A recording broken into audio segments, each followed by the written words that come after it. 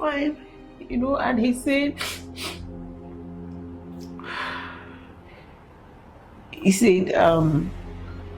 do we want to test it?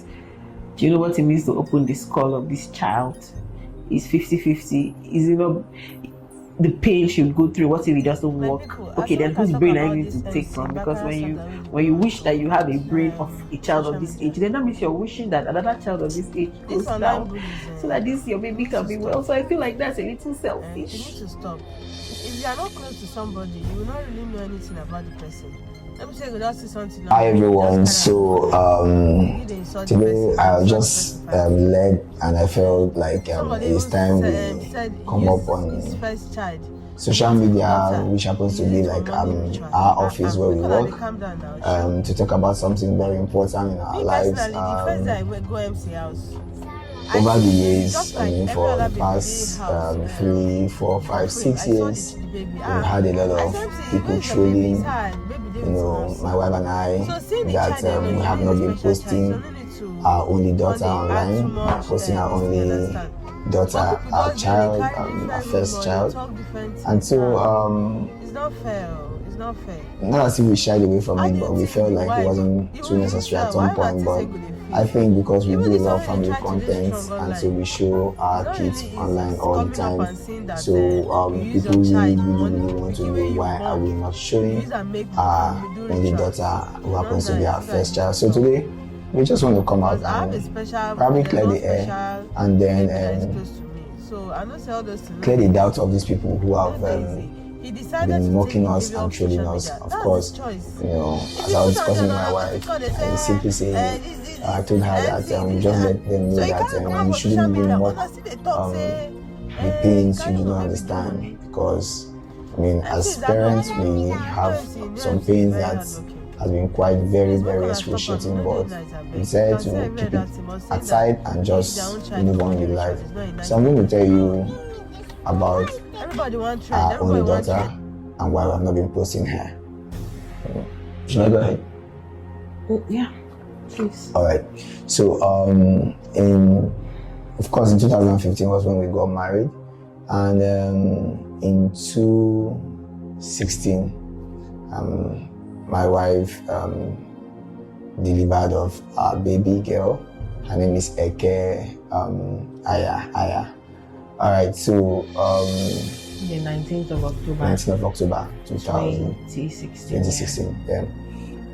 So now that night was one of the most horrible nights in our life. Like very, very horrible night. I think on the 16th, on the 18th was when the labor started. Yeah, on the 18th. It was a day before. It was like the early hours of the day. Early hours of the 19th. Yeah, it was the early hours of the 19th. Okay. That was when the labor started. In the morning. And we had a good progression of labor. According to the medical teams that checked us. And of course, during the antenatal and the checkup from the doctors, everything was fine. Even the placenta position, the water in the, everything was fine, basically, up until the time for delivery, and I think at some point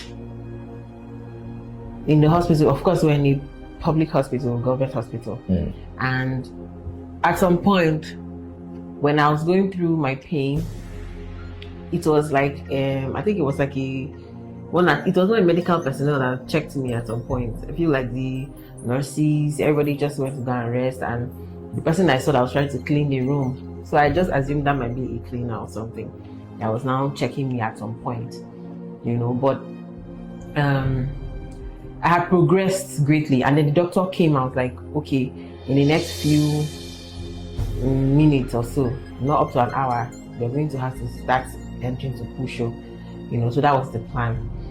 And by the time it was time to push,